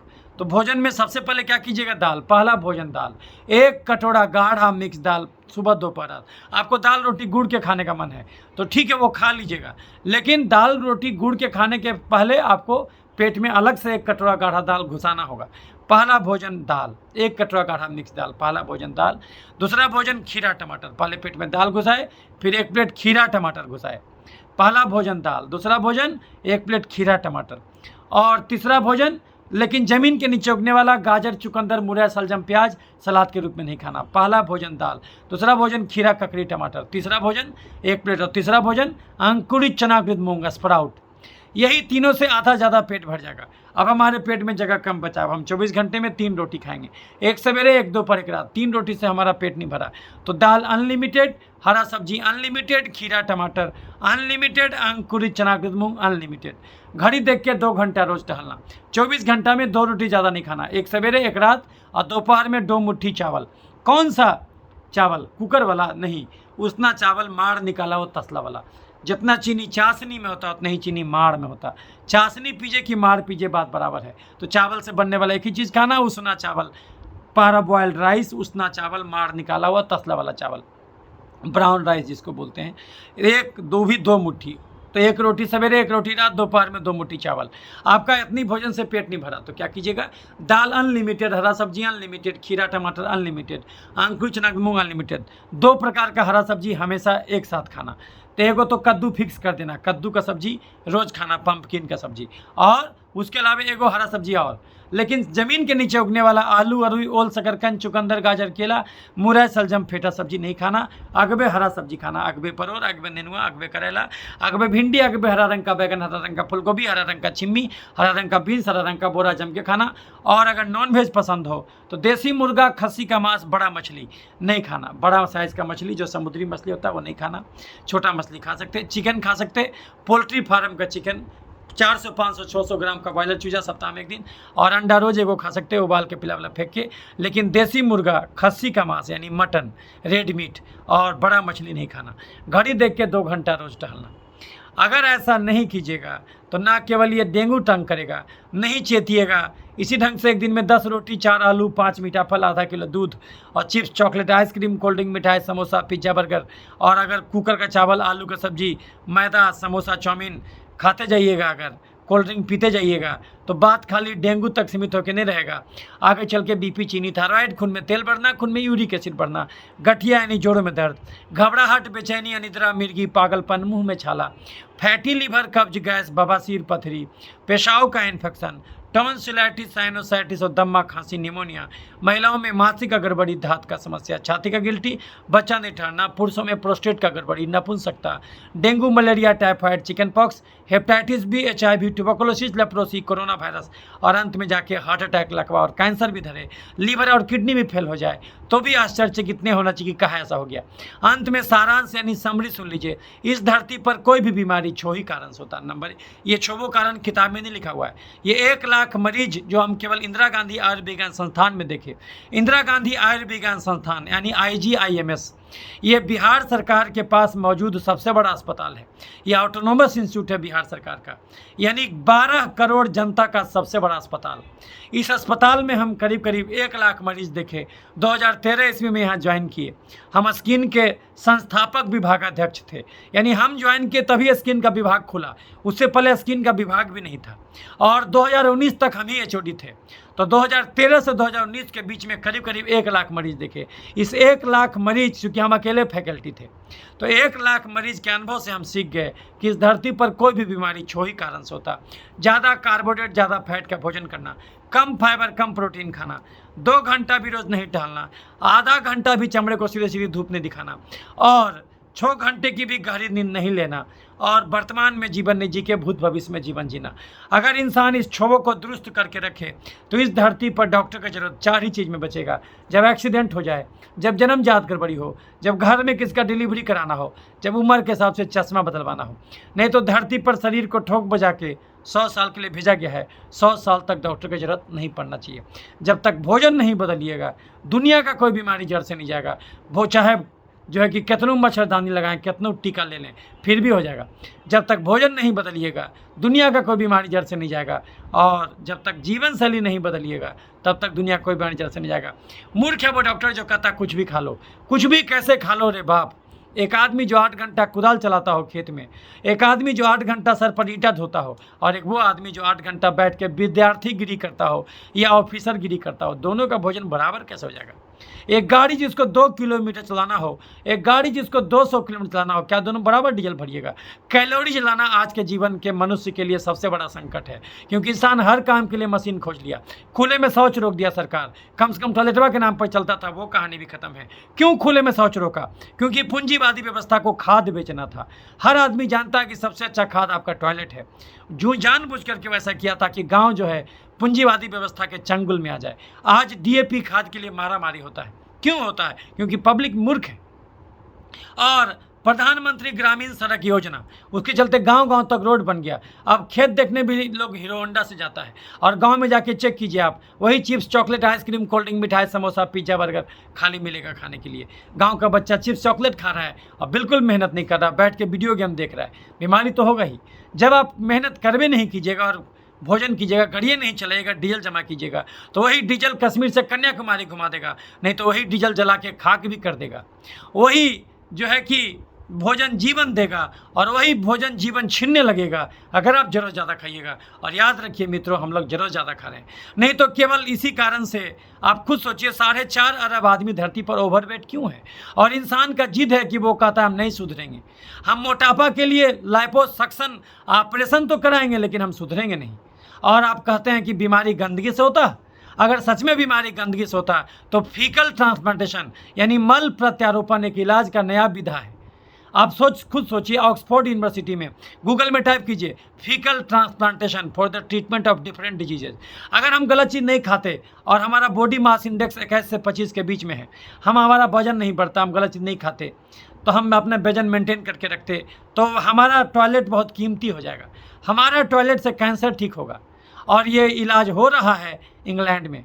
सोचिए, मल को यानी आपके स्टूल को इलाज के रूप में यूज किया जा रहा है, सोचिए तो। और आप बोलते हैं दुनिया में गंदगी है। भगवान तो दुनिया सही बनाया, हमको जीना नहीं आया।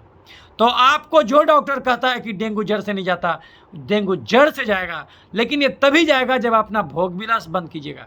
बीमारी गरीबी अमीरी से नहीं होता, तो बीमारी क्यों होता? बीमारी होता जीव के चटोरपन, शरीर के कर्म कोढ़ीपन से। हम अमीर या गरीब हैं तो जीव के चटोर, शरीर के कर्म कोढ़ी क्यों हैं?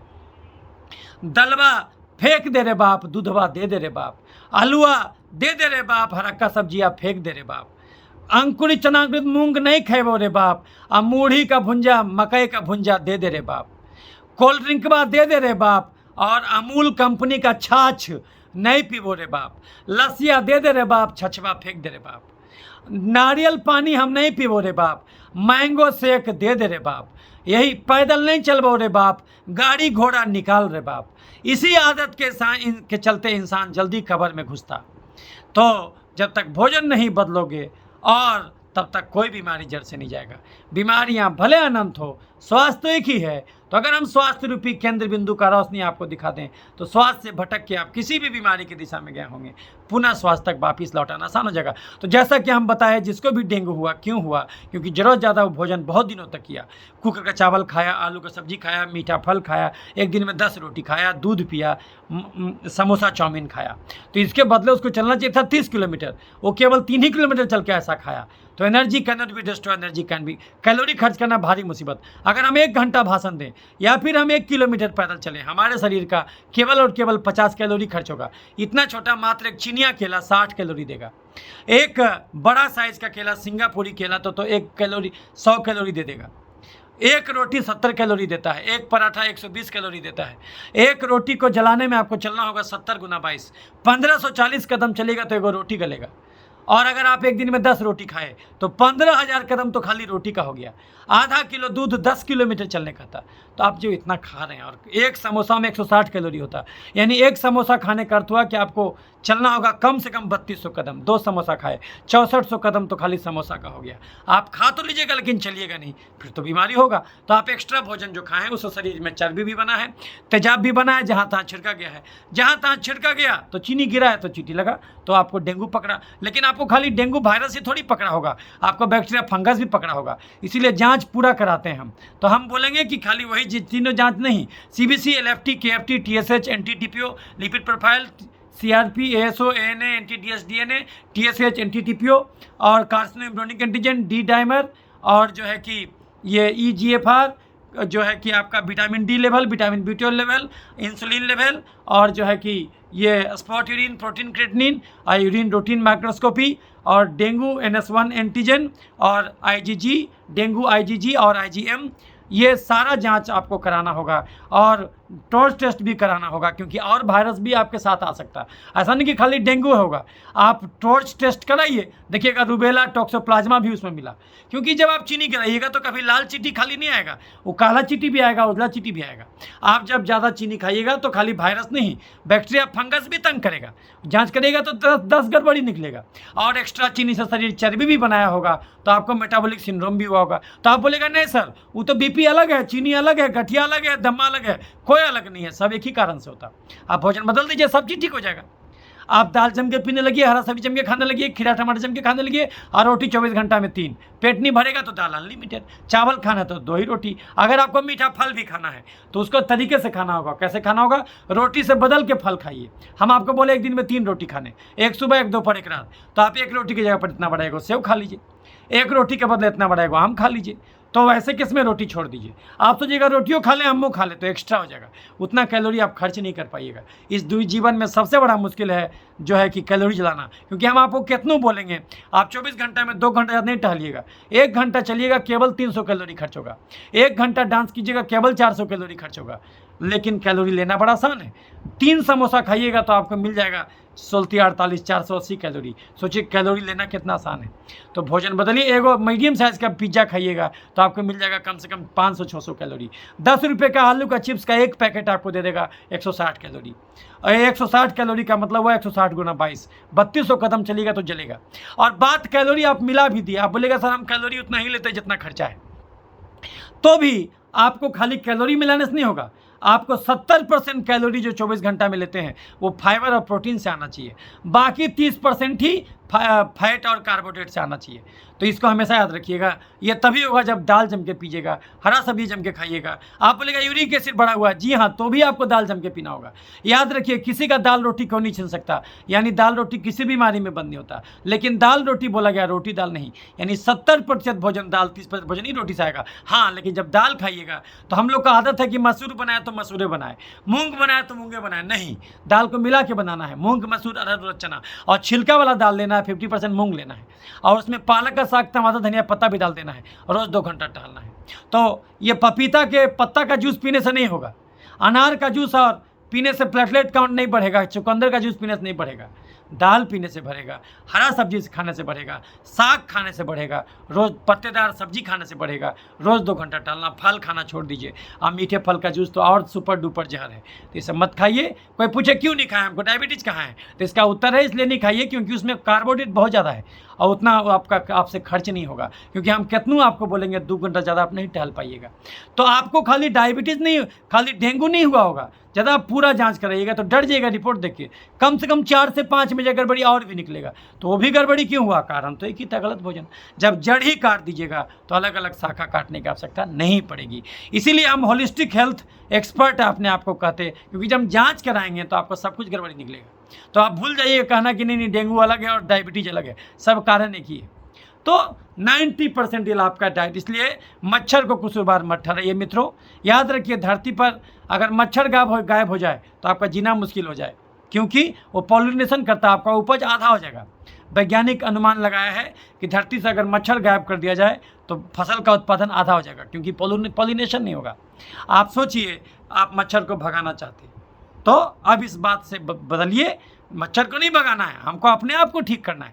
नाच न जाने आंगन टेढ़ा। तो जो है कि डेंगू हो तो हम लोग क्या इलाज देते, पहले तो पूरा जांच कराएंगे, सो जो गड़बड़ी आएंगे शुरू में पहला महीना पूरा जांच कराएंगे, 1 महीने के बाद उसी जांच को रिपीट करेंगे जो गड़बड़ाया था। और जांच के हम इसमें क्या देंगे, अगर मरीज का कंडीशन ज़्यादा खराब रहेगा उसको भर्ती करेंगे, हम भर्ती करके जो है कि पिपजो चलाएंगे और एमिकासिन चलाएंगे और डेक्सोना चला देंगे और उसके बाद फ्लूइड उसको देंगे, है ना, नॉर्मल लाइन देंगे, जो है कि और जो है कि RL चला देंगे, उसको देंगे, फ्लूइड मेंटेन करेंगे और बाकी जो गड़बड़ी है साथ में उसको मैनेज करेंगे और साथ में डेक्सोना भी दे देंगे। अगर ज़्यादा उसको वैस्कुलरिटी ज़्यादा लाल दाना चकत्ता होने लगा, तो ज़्यादा खुजली होने लगा, तो ये सब भी दे देंगे। स्टेरॉइड देंगे, एंटीबायोटिक 2 को देंगे और जांच कराएंगे, जांच में गड़बड़ी आएगा उसके हिसाब से दवा देंगे, जो आएगा उस सबके। और अगर मरीज ओरल ले सकता तो उसको anti fungal, anti viral, gram positive gram negative bacteria coverage वो सब देंगे और स्टेरॉइड भी देंगे। और मरीज को बोलेंगे बेटा इस दवा से ठीक नहीं होगे, तुम दाल से ठीक होगे, हरा सब्जी से ठीक होगे, साग से ठीक होगे, 2 घंटा रोज टलो और ये दूध पीना, हॉर्लिक्स कम्प्लान बोर्नविटा पीना बंद कर दो, मीठे फल खाना छोड़ दो। तो मरीज क्या होगा कि खाली डेंगू से नहीं और भी अनेक बीमारियों से मुक्त हो जाएगा। ये हुआ होलिस्टिक अप्रोच, समग्रता से इलाज करना। तो इसीलिए ज्ञान की ठेकेदारी उचित नहीं है मित्रों कि इसका ठीका, आँख का ठीका उसको मिला, दम्मा का ठीका उसको मिला, मिर्गी का ठीका उसको मिला। एक ठेकेदारी सिस्टम बन गया मेडिकल साइंस। कृपया कर इस आदत से बचिए। और यही गलती अब आयुर्वेद और होम्योपैथ में भी समा गया। इंसान चाहता है कि हम भोग विलास करते रहें और कोई हमको संजीवनी बूटी ला के दे। कोई बूटी से कुछ नहीं होगा। सबसे पहले आप अपने आप को बदलिए। क्यों जीव के चटोर हैं भाई? क्यों 10 रोटी खाना चाहते हैं? आपका शरीर का खर्चा तो सर पेट कैसे भरेगा? पेट भरेगा दाल से, पेट भरेगा हरा सब्जी से। तो कोई बोलेगा दाल अनलिमिटेड खाने क्यों बोलते हैं? दाल आप अनलिमिटेड आप खा ही नहीं सकते, क्योंकि आप 1 कटोरा गाढ़ा दाल पी लीजिएगा, वो आपका पेट आपका भूखे मार देगा। सबसे पहले वो आपके सैटिस्फैक्टरी सेंटर को स्टिमुलेट कर देगा।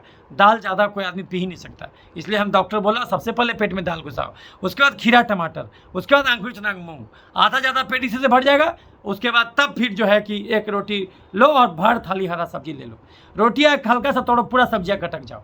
और अगर रोटी खत्म जाए, सब्जी बचा रह जाए, तो सब्जियाँ अकेले खा लो, नहीं तो खीरा का टुकड़ा के साथ सब्जी खा लो। रोज़ 2 घंटा टहलो, तो इससे आप हर बीमारी से छुटकारा होइएगा। तो ये जो हम टेक्निक बताए, इस टेक्निक के द्वारा आप डेंगू से तो बचिएगा ही, हर बीमारी से भी बच जाइएगा। याद रखिए, अगर हम चीनी नहीं खाएंगे तो 1 किलो भी कोरोना खाएंगे तो कुछ नहीं होगा। और अगर हम चीनी खाएंगे तो कितनों मास्क लगाएंगे, कितनों मॉस्किटो रिपेलेंट क्रीम लगाएंगे, कितनों जो है कि डेंगू का वैक्सीन लेंगे, फिर भी धरेगा। इसीलिए मित्रों, इसी से आप चिकनगुनिया ठीक कर सकते, इसी से आप येलो फीवर ठीक कर सकते, इसी से हर बीमारी ठीक हो जाएगा। तो यही हमारा चीज़ जो हम 1 लाख मरीज के अनुभव से सीखे। लेकिन ये ज्ञान खाली हमको मेडिकल साइंस पढ़ने से नहीं हुआ। मेडिकल साइंस तो हम पढ़वे किए, MD किए, MBBS किए, MD किए, अमेरिका इंग्लैंड में फेलोशिप किए, 1 लाख मरीज देखे, वो भी बिहार का सबसे टॉप इंस्टीट्यूट में, और एज ए HOD और संस्थापक विभागाध्यक्ष, वो तो देखे ही। लेकिन हम गीता भी पढ़े, कुरान भी पढ़े, बाइबिल भी पढ़े और उपनिषद भी पढ़े। जब धर्म और विज्ञान को मिला दिए तब ये पूरा ज्ञान हुआ। याद रखिए मित्रों, धर्म विज्ञान अलग नहीं है। धर्म चीज़ों को जोड़ के देखता है, विज्ञान चीज़ों को तोड़ के देखता है, और दोनों ज्ञान जरूरी है। धर्म मतलब माँ का प्रेम और विज्ञान मतलब बाप का कमाया गया धन, ये दोनों जरूरी है। आप बोलिएगा खाली बाप के धन से आप पढ़ जाइएगा, नहीं, माँ का कोमल स्नेहिल स्पर्श भी जरूरी है, हृदय भी जरूरी है और दिमाग भी जरूरी है। तो दोनों चीज़ को जब मिलाइएगा तब इलाज कंप्लीट होगा। ये जो अलग अलग ठेकेदारी सिस्टम है कि मेडिसिन का ठीका उसको, डेंगू का ठीका उसको, मलेरिया का ठीका उसको, ये ठीका आपका जान ले लेगा। सुपर स्पेशलिस्ट के चक्कर में नहीं पड़िए। अगर मित्रों हमसे अगर BP, चीनी, गठिया, दमा, मिर्गी, पथरी, हार्ट अटैक, लकवा, कैंसर ठीक नहीं होगा, तो हमसे चमड़ा का बीमारी भी ठीक नहीं होगा, डेंगू भी ठीक नहीं होगा। तो जो है कि आज हम आपको हर बीमारी का जड़ से निदान बता दिए। तो सोचिए हमको कितना मजा आया होगा कि 1 लाख मरीज के अनुभव से जो सीखे वो सारा निचोड़ आपको दे दिए। तो जो है कि अगर आपको ये वीडियो अच्छा लगता है तो ये वीडियो को लाइक और शेयर कीजिए, ताकि और भूले भटके मानवता को भी सही रास्ता दिखाया जा सके।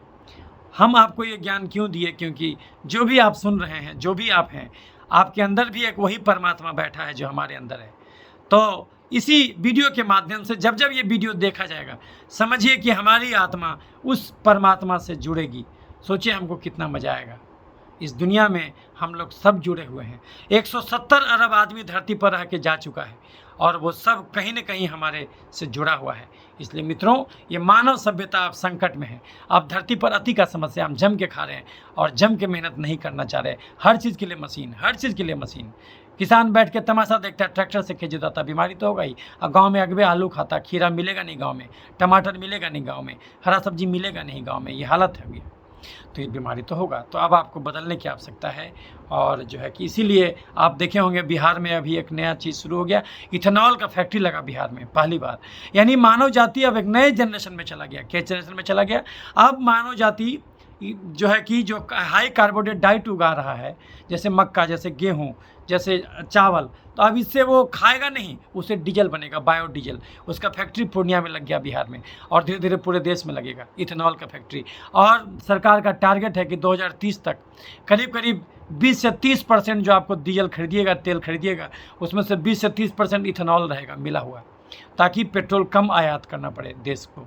तो इसीलिए मित्रों, अब हमको जागना होगा। और हाई कार्बोहाइड्रेट ज़्यादा उगाइएगा तो मिट्टी का पानी सोख लेगा, और जबकि दलहन का पौधा उगाइएगा तो मिट्टी से कुछ नहीं लेगा, सब वातावरण से सोखेगा। तो आपको इन्वायरमेंट के लिए भी दाल का पौधा जरूरी है, आपकी मिट्टी को भी उर्वरक बना देता है, और आपके सेहत के लिए भी जरूरी है कि कम मेहनत करके भी खाइएगा, दिक्कत नहीं होगा। तो दाल जम के पीजिए। भारत ऐसे ही विश्व गुरु नहीं था मित्रों, 3 लाइन में इसने मेडिकल साइंस लिख दिया। पहला लाइन, मेहनत का फल मीठा होता, यानी बिना मेहनत के कोई भी कार्बोहाइड्रेट भोजन गड्ढे में गिरा देगा। दूसरा लाइन, दाल रोटी खाओ प्रभु के गुण गाओ, मेहनत नहीं करते दाल रोटी खा के रहो। और तीसरा लाइन, किसी का दाल रोटी कोई नहीं छीन सकता, यानी दाल रोटी किसी बीमारी में बंद नहीं होता। यही 3 लाइन है मेडिकल साइंस, बाकी ठगी विद्या। तो उम्मीद करते हैं ये वीडियो आपको बहुत यूजफुल लगा होगा। आपको अगर ये वीडियो यूजफुल लगा तो आप किसी भी मरीज़ को, किसी भी जानकार को ये वीडियो रेफ़र कर सकते। जुड़े रहिएगा। और अगर आप हमसे ऑनलाइन इलाज लेना चाहते तो हमारा फ़ोन नंबर है 8969953194, और दूसरा नंबर है 9386999300। ये नंबर पर हम उपलब्ध हैं। सुबह 7 से 8 कर सकते फ़ोन, रात में 8 से 9 फ़ोन कर सकते, दोपहर में 4 से 5 कर सकते। इस टाइम में आप हमको फ़ोन करके ऑनलाइन भी सलाह ले सकते। और हम हर बीमारी को जड़ से ठीक करते हैं। आप हमसे बीपी, चीनी, गठिया, दमा, मिर्गी, पथरी, लेकिन हम आपसे कहेंगे हमसे आप तभी मिलिए जबकि आप हर बीमारी को हर जगह दिखला चुके हों। ये नहीं कि पहली बार हम ही को आप दिखाइए। हम चाहेंगे कि आप एम्स नई Delhi, PGI Chandigarh, CMC Vellore, SGPGI Lucknow, हर जगह से घूम के लौट के आ जाइए, तब हमारे पास आइए। तब आपको समझ में आएगा कि डॉक्टर का इलाज अलग क्या है। और याद रखिए, हमारा दवा से आप ठीक नहीं होइएगा, ठीक होइएगा हमारे डाइट और एक्सरसाइज से। और ये हमारा नहीं है, ये पूरी मानव सभ्यता का ज्ञान है। इसको हमारा तुम्हारा कहना भी उचित नहीं है। तो बहुत अच्छा लगा, आपने बड़े प्रेम से आपने हमारी बातों को ध्यान से सुना। आपके अंदर मौजूद परमात्मा को मेरा प्रणाम। इसी ढंग से प्रेम बनाए रखिएगा। हम अलग अलग मुद्दों पर वीडियोज़ बनाते हैं। अच्छा लगता हो तो चैनल को सब्सक्राइब कीजिएगा, ताकि जैसे ही कुछ वीडियो बनाएं आप तक तुरंत पहुँचे। तो जुड़े रहिएगा, अपना प्यार बनाए रखिएगा। धन्यवाद।